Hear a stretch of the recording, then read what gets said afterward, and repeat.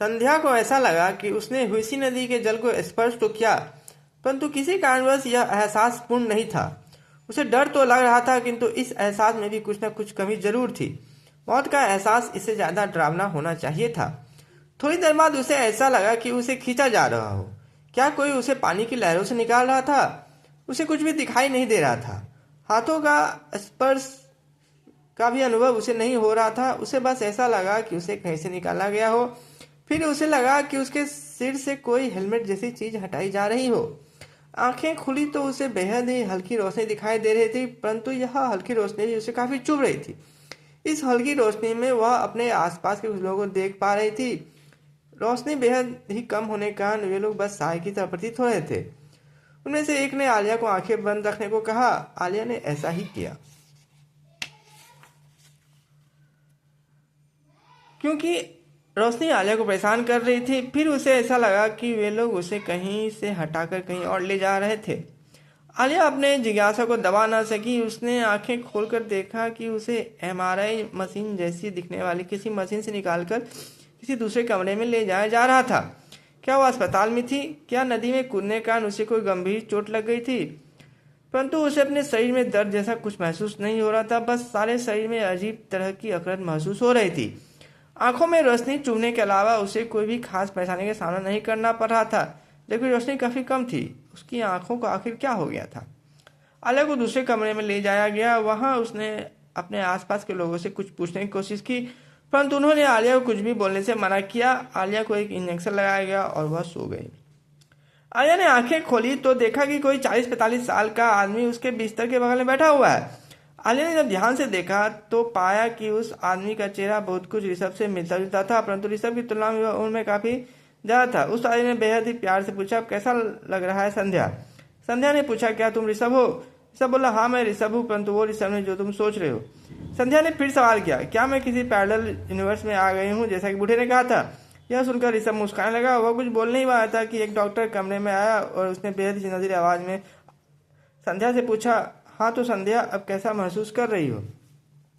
Doctor जब नजदीक आया तो संध्या डॉक्टर को देखकर चीख पड़ती है, तुम यहाँ कैसे? तुम्हें तो भटरा एक्सप्रेस में होना चाहिए था। डॉक्टर की शक्ल हूबहू भटरा एक्सप्रेस के बूढ़े से मिल रही थी। डॉक्टर ने कहा, ज्यादा हैरान और परेशान मत हो संध्या, अभी अपने दिमाग पर ज्यादा जोर भी मत दो, धीरे धीरे सब जान जाओगे। संध्या नहीं मानी, धीरे धीरे नहीं, मुझे जल्द से जल्द हर कुछ जाना है। डॉक्टर ने बगल के टेबल पर पड़े आईने को उठाकर संध्या को देते हुए कहा, पहले खुद को तो जान लो संध्या। संध्या ने आईने में खुद को देखा। वह तो संध्या थी ही नहीं।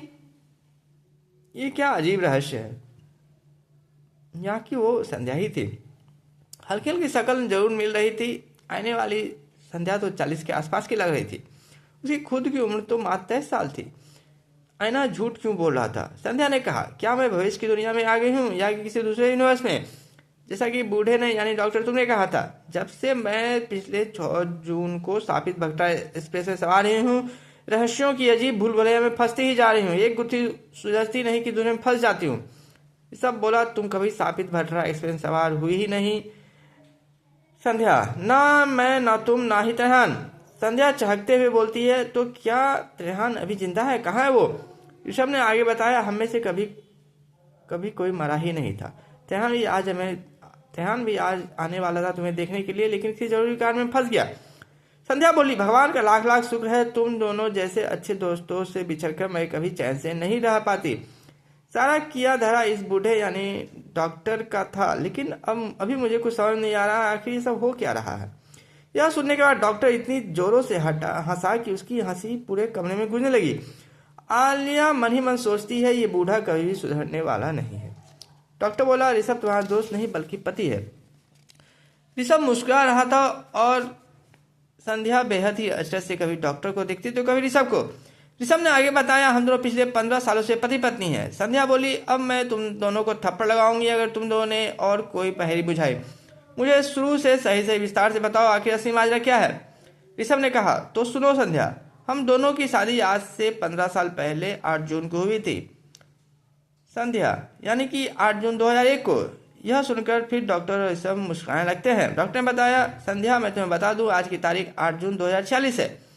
संध्या बोली, डॉक्टर तुम अपनी आदत से कभी बाज नहीं आओगे। ऋषभ ने कहा, डॉक्टर ठीक कह रहे हैं संध्या, वाकई आज की तारीख 8 जून 2046 है। हमारी शादी आज से ठीक 15 साल पहले यानी 8 जून 2031 को हुई थी। संध्या बोली, ठीक है चलो मान लिया आज की तारीख 8 जून 2046 है। पहले सारी कहानी सुनाओ, पूरी कहानी सुनने के बाद सोचूंगी तुम्हारी कहानी पर कितना यकीन किया जाए और कितना नहीं। ऋषभ ने आगे कहा, शादी के बाद के 11 साल हमने बेहद ही हंसी खुशी बिताए। शादी के 1 साल बाद ही हमारे बेटे का जन्म हुआ था, लेकिन आज से 4 साल पहले हमारे बेटे की मृत्यु एक सड़क दुर्घटना में हो गई। इस हादसे का बहुत ही बुरा असर तुम्हारे दिमाग पर पड़ा। तुम पूरी तरह से टूट गई। तुम क्लिनिकल डिप्रेशन का शिकार होती जा रही थी। तुम्हारे अंदर जीने की इच्छा खत्म होती जा रही थी। तुमने 2 बार आत्महत्या का भी प्रयास किया। संध्या बोली, क्या मैंने फिर आत्महत्या का प्रयास किया था इसलिए मैं अस्पताल में हूँ? डॉक्टर ने कहा, नहीं बिल्कुल नहीं, यहाँ पिछले 1 साल से तुम्हारी डिप्रेशन का इलाज चल रहा है। संध्या ने आश्चर्यचकित होते हुए कहा, यह कौन सा इलाज है? वो भटरा एक्सप्रेस, वो मेरा न्योतो पुल से उसी नदी में कूदना, वह सब आखिर क्या था? डॉक्टर ने बताया, वह सब वर्चुअल रियलिटी की झूठी दुनिया थी, बिल्कुल कंप्यूटर गेम्स की तरह, और यह सब तुम्हारी मर्जी से ही हुआ था। सच तो यह है कि भटरा एक्सप्रेस की कहानी तुम्हारी ही लिखी हुई थी।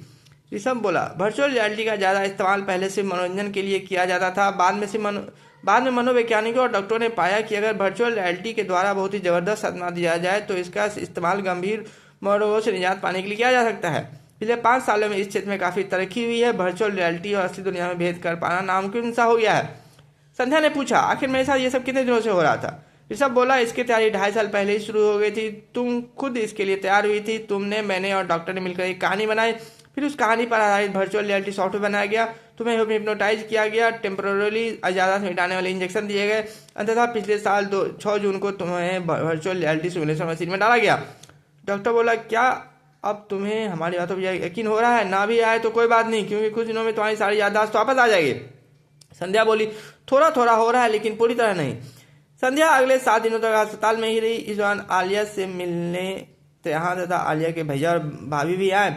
सभी ने डॉक्टर और ऋषभ के बताए बातों की पुष्टि की। त्रेहान का चेहरा पुराने त्रेहान से मिलता जुलता ही था, बस उम्र ज्यादा थी। आलिया के भैया और भाभी का चेहरा तो हूबहू भटरा एक्सप्रेस के पार्क में बैठे आदमी औरत से मिलता था। भाभी ने मजाक में कहा, यकीन मानो आलिया, हम सब यहाँ जिंदा हैं, हमें से कभी कोई यहाँ मरा ही नहीं। आलिया ने हंसते हुए पूछा, वैसे हम लोग अभी किस शहर में हैं? संध्या के बड़े भाई ने कहा, तुम्हें अब तक पता नहीं चला, हमारे शहर का नाम भटरा ही है। संध्या पूछती है, तो क्या खीरीगंज, हुसी नदी और न्योतो पुल भी हैं? भाभी ने जवाब दिया, बिल्कुल हैं। आलिया, और भटरा एक्सप्रेस की कहानी? भाभी ने बताया, आज से 65 साल पहले भटरा एक्सप्रेस वास्तव में न्योतो पुल से गिरकर हुसी नदी में समा गई थी, लेकिन सापित भटरा एक्सप्रेस की कहानी तुम्हारे ही दिमाग की उपज थी। संध्या हंसने लगती है। बगल में खड़े डॉक्टर ने कहा, मगर बूढ़ा नंबर 66 का ट्विस्ट मेरा ही क्रिएट किया हुआ था, कैसा लगा ट्विस्ट? संध्या ने हंसते हुए कहा, एकदम माइंड ब्लोइंग। 7 दिनों के बाद संध्या अस्पताल से छुट्टी पाकर ऋषभ के साथ घर के लिए निकलती है। अस्पताल से निकलते ही आलिया बाहर की दुनिया देखकर चकाचौंध रह जाती है। उसे ऐसा लगा कि उसका जन्म आज ही हुआ हो। इस सुंदर दुनिया को देखकर वह विस्मत थी। उसे ऋषभ के बताए इस बात पर यकीन नहीं आ रहा था कि उसने 2 बार आत्महत्या का प्रयास किया था। इस सुंदर दुनिया को कौन छोड़कर जाना चाहेगा वाला। मौत से आंख मिलाने के बाद संध्या को जिंदगी का महत्व समझ में आ गया था। घर पहुंचने तक संध्या के दिमाग में बार बार एक ही सवाल आता रहा, आखिर क्लिनिकल डिप्रेशन किस चिड़िया का नाम है?